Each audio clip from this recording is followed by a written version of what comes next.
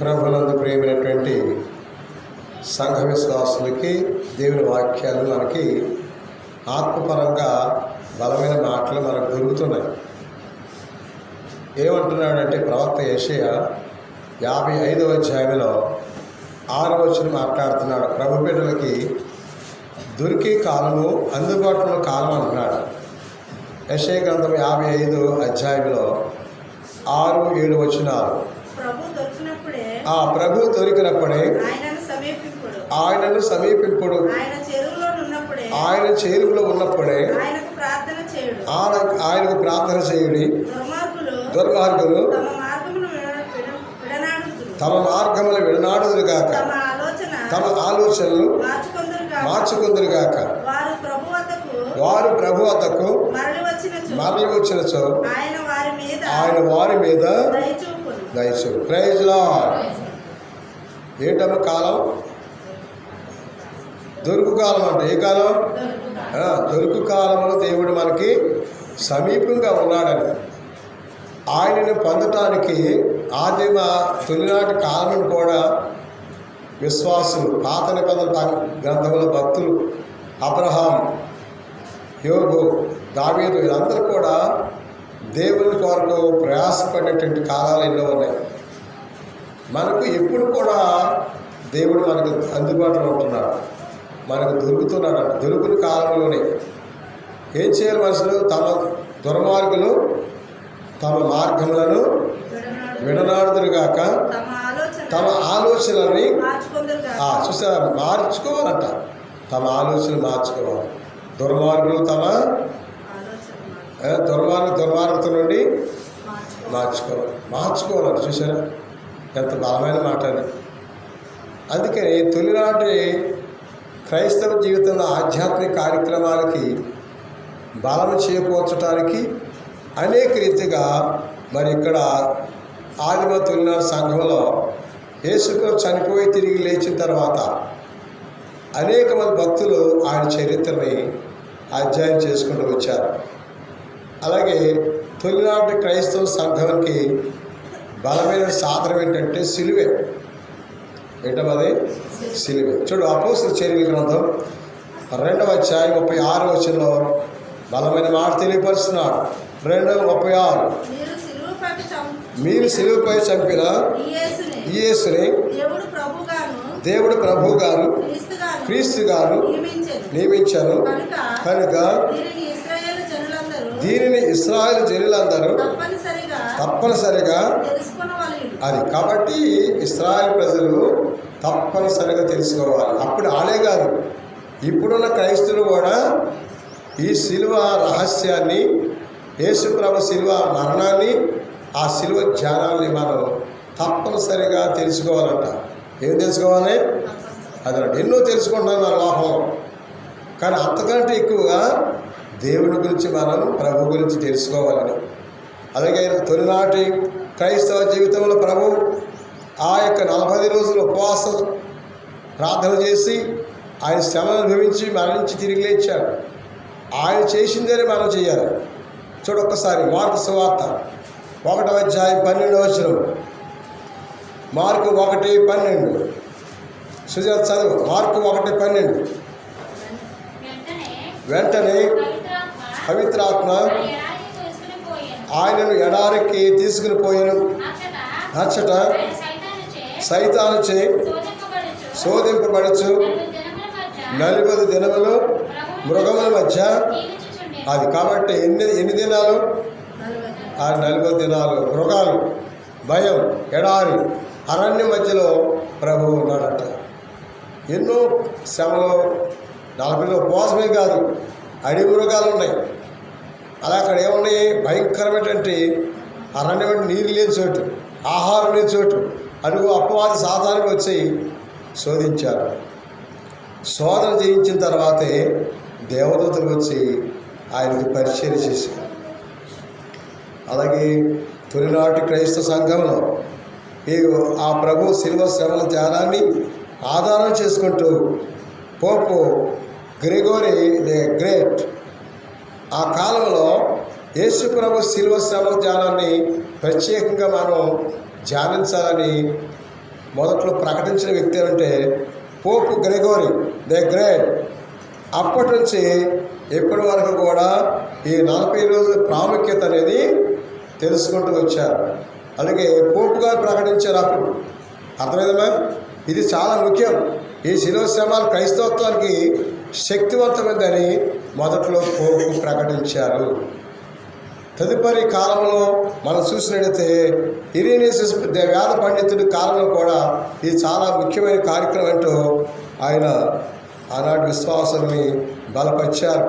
అలాగే Rome bishop అనేటువంటి Victor వంటి మహా ఆధ్యాత్మిక వేదాంతి బలమైనటువంటి విశ్వాసము ఈ క్రైస్తవులకు ఎక్కడ ఉందంటే సిలువలో ఉందని ఆయన బలపరిచారు. అలాగే మరి చూసినట్టయితే కొద్ది కాలానికి సోజమన్, సోక్రటీస్ తత్వవేత్తలు, వేదాంతులు, లోకమంతా అనేక కార్యక్రమాలు చదివినటువంటి గొప్ప జ్ఞానులు. ఇది అవసరమే, ఇది ప్రజలకు అవసరం. ఎందుకంటే ఏమి లేకపోయినా క్రైస్తవత్వం నీకు ఆధారం ఏంటంటే సిలువని ప్రభువు తెలియపరిచాడు. ప్రభువు అనే చెప్పాడు. లూకాసు 9వ అధ్యాయం శిలువ మరణాన్ని గురించి ఇది ప్రాముఖ్యమని యేసుప్రభువు చెప్పాడు. కాబట్టి ఇది క్రైస్తవత్వం ప్రతి ఒక్కరు కూడా నిష్ఠగా నియమంగా వ్యక్తిగా ఆచరించవలసిందంటూ ఈ మహానీయులు ప్రకటించారు. ప్రభు ఏమన్నాడు దానికి ముందే? లూకా 9వ అధ్యాయం 23వ వచనం నుండి, మనిషి కుమారుడు అనేక శ్రమలు అనుభవించి పెద్దలచే, ప్రధానార్చకులచే, ధర్మశాస్త్ర బోధకులచే నిరాకరింపబడి చంపబడి 3వ దినమున ఉత్థానమొకట. అది కాబట్టి యేసుప్రభువు చెప్పాడు శిలువ మరణం గురించి, నేను చనిపోతాను తిరిగి లెగిస్తాను. ఆయన చెప్పినప్పుడు మనం శిలువ ధ్యానం ఎందుకు చేయకూడదు? కొంతమంది నాడు శిలువ శ్రమ అవసరం లేదమ్మా, ఎప్పుడో పొందాడు కదా, అమ్మా ఎప్పుడో ప్రకటించేసాడు కదా, మరి ఇప్పుడు బోధ ఎందుకు? చాలామంది ఏమంటారు, మాకు లేవమ్మా అంటారు. ఒకడు మాకు పుట్టినరోజు లేదంటారు. మరి దేని గురించి చెప్తున్నావు నువ్వు? అతను చెప్పేది శిలువ శ్రమలో పొందాడా లేదా, 40 రోజులు ఉపవాసం ఉన్నాడు లేదా? ఆయన ఉన్నప్పుడు నువ్వు కాదంటే నువ్వెవరు అవసరం? అందుకే ఇటువంటి అడపదడప బోధలు కనపడతా ఉంటాయి. యేసు ప్రభువే చెప్పాడు, నేను శిలువ మరణం పొందుతాను, చనిపోయి తిరిగి లేస్తాను. మీరు చంపబడిన క్రీస్తే లోకానికి ప్రభువు దేవుడంటూ పేతురు గారు ప్రకటించారు. మరి ఇటువంటి శిలువ ధ్యానాలు ఒప్పుకొని వారు ఏమై ఉన్నారు? ఫిలిప్పీ పత్రిక 4వ అధ్యాయం, ఫిలిప్పీలకు రాసిన లేఖ 4వ అధ్యాయము 18వ వచనం, 4వ అధ్యాయం 18, నేను అన్నియును 3వ అధ్యాయము ఫిలిప్పీ పత్రిక 3వ అధ్యాయంలో 18, నాకు సమస్తమని. నీవు అక్కడికి వెళ్ళే 4వ అధ్యాయం చదువుతున్నావు, చూసుకోవాలి పైన. క్రీస్తు శిలువ మరణమునకు శత్రువుగా జీవించేవారు అనేకులు ఉన్నారు. నేను ఈ విషయమని అనేక పర్యాయములు. అది చాలు. ఏంటమ్మా వరాలమ్మా? క్రీస్తు శిలువకి శత్రువులు ఎవరో? ఈ శిలువ ధ్యానాన్ని, శిలువ మరణాన్ని ధ్యానించిన వాళ్ళు ఏమై ఉన్నారు? శత్రువులు అంటారు. ఇంకా యేసుప్రభు గురించి డౌట్ నేస్తారు. ఇంకా వాళ్ళు ఇప్పుడు యేసుప్రభు చెరసూపే ఆయన చెప్పిన మాటలు బోధిస్తున్నారు, ఆయన గురించి బోధిస్తున్నారు, ప్రకటిస్తున్నారు. కానీ ఇది మనకు అవసరం లేదే. సుజాత అర్థమైందా? అటువంటి వాటి మనసే పెట్టాడు. శిలువ ధ్యానం లేకపోతే నీకు శక్తి ఎక్కడ ఉంది? అందుకని శిలువ శ్రమలు ధ్యానించిన వాడు శిలువ శత్రువు అంట. కుమారు అర్థమైందా? నీకే ధ్యానించి అర్థమైందా? ఈ శిలువ ధ్యానాలు ఎవరైతే ఒప్పుకోరు, శిలువ మరణం వచ్చి పట్టించుకోరు, శిలువ మరణం పట్టించుకోరు. ఇంకో ఏమంటారు? యేసుప్రభు పుట్టినరోజు చెయ్యాలా, ఇప్పుడు పుట్టాడు ఆయన అనేవాళ్ళు కూడా. మరి దేని గురించి బోధిస్తున్నాడు అసలు? యేసుప్రభు జన్మ గురించి ఒప్పుకోవే, యేసుక్రీస్తు మరణం గురించి ఒప్పుకోవే. యేసుక్రీస్తు చూపించిన మార్గంలో శిలువ ధ్యాన మార్గంలో ఒప్పుకున్నప్పుడు నువ్వు భక్తురాలవా, నువ్వు విశ్వాసవా, నువ్వు బోధకుడువా? అందుకే ఆలోచించండి. ఇటువంటి ఒరిజినల్ తీసేసి డూప్లికేట్ పెడితే ఎలాగొద్ది? ఇప్పుడు ఉన్న దేవుడు పుట్టుకతోనే పళ్ళు వచ్చినాయమ్మా, అవి తీసేసి ఏ బంగారు కోడి పెట్టినంత మాత్రాన ఎలా ఉంటుందా? అవునా కదా? నేను పళ్ళు తీసేస్తాను అన్నాడు, కొత్త పళ్ళు పెడతాను అన్నాడు. తేడా ఉందా లేదా? బాగా చూస్తా బాగుంటుంది. అమ్మ ఇంత పళ్ళు నువ్వు ఎలాగ బంగారుతే అని అంటారు. కానీ వెళ్తే అందుకని ఈనాడు పుట్టుపూర్వోత్తరాల్లో ఉన్న దానిని అనుసరించుకుంటూ వస్తూ నువ్వు మధ్యలో దాన్ని కాదంటే నువ్వేమై ఉన్నావో సిలువకే శత్రులే. ఆనాడు యూదులో సిలువేయండి అందరు కేకలు పెట్టారు. కానీ ఈనాడు యేసు ప్రభు యొక్క సిలువ సేవల్ని ధ్యానం ఎవరు చేయరో, ఎవరు ఒప్పుకోరో, అది సైతానికి పెద్ద కొడుకు అనొచ్చు, పెద్ద కూతురు అనొచ్చు. చప్పలు కొట్టండి. అందుకే నాడు దేవుని వాక్యం మనం ప్రబోధిస్తుంది. ప్రభు ముందే చెప్పాడు.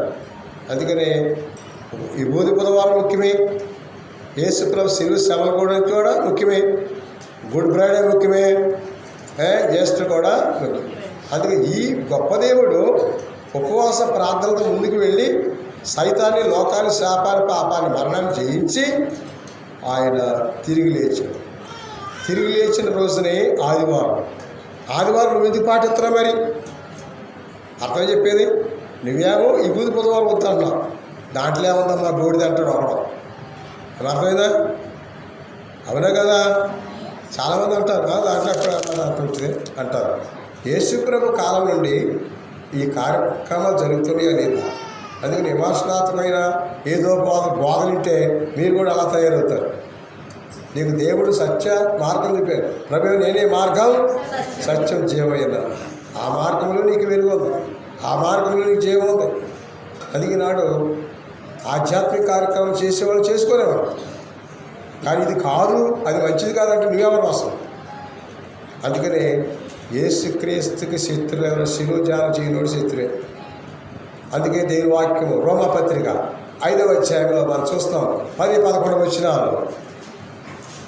రోమపత్రిక దేవుని వాక్యం చూస్తాం 5వ అధ్యాయము 10-15 వచనాలు. మనం శత్రువులుగా ఉన్నప్పుడే దేవుడు తన కుమారుని బయట తీసుకెళ్ళినాడు. దేవుడు తన కుమారుని మరణము ద్వారా తమతో సమాధానపరచుకొని మరి ఇప్పుడు దేవునితో ఆ దేవునితో సమాధాన పరపబడిన వారమై ఆయన జీవితం ద్వారా ఎంతగానో రక్షించబడు. Praise lord. అందుకే మనం సమాధాన పడ్డాం. మనం సమాధానం పడతామంటే అర్థం యేసుక్రీస్తు మన తరపు నుండి తండ్రికి మనకున్న ఆ గ్యాప్, అదే విరోధం, అదే అసమాధానం, దాన్ని కలపటానికి యేసు ప్రభు భూలోకానికి కన్య గర్భంధాలు వచ్చాడు. Praise lord. మొదటి తిమోతి పత్రిక 2వ అధ్యాయం 5వ వచనం. తిమోతికి రాసిన మొదటి పత్రిక 2వ అధ్యాయం 5వ వచనం. 2వ అధ్యాయం. దేవుడు ఒక్కడే. దేవుడు మనుషులను ఒక చోట చేయొచ్చు, మధ్యవర్తి ఒక్కడే, ఆయనే మనుషుడైన క్రీస్తు. కాబట్టి యేసు ప్రభు ఒక్కడే, దేవుడు ఒక్కడే. మనుషులు దేవుని పక్కకు తీసుకెళ్తాకి వచ్చినవాడు యేసు ప్రభు. అందుకే నాడు చాలామంది ఈ కోటాలు ఆ కోటాలు వెళ్తారు. మీ తాత్కాలికమైన భ్రమ తప్ప ఏమంటే దే ఒరిజినల్ వే. అందుకే శిరోజానం ఉంది, మనకే గుడ్ ఫ్రైడే ఉంది. అమ్మ యేసు ప్రభు ఏ మార్గం చూపించాడో ఆ మార్గం ఎక్కడ ఉంది? చెప్పబట్టండి. కాబట్టి నీవేంటంటే ఏదో నాకు అది జరుగుతుంది ఎన్ని సంవత్సరాలు దిగుతావు అలాగా అటు ఇటు తిరక్కో. నువ్వు ఉన్న చోట నీకు దేవుడు నీకు ప్రత్యక్షం అవుతాడు.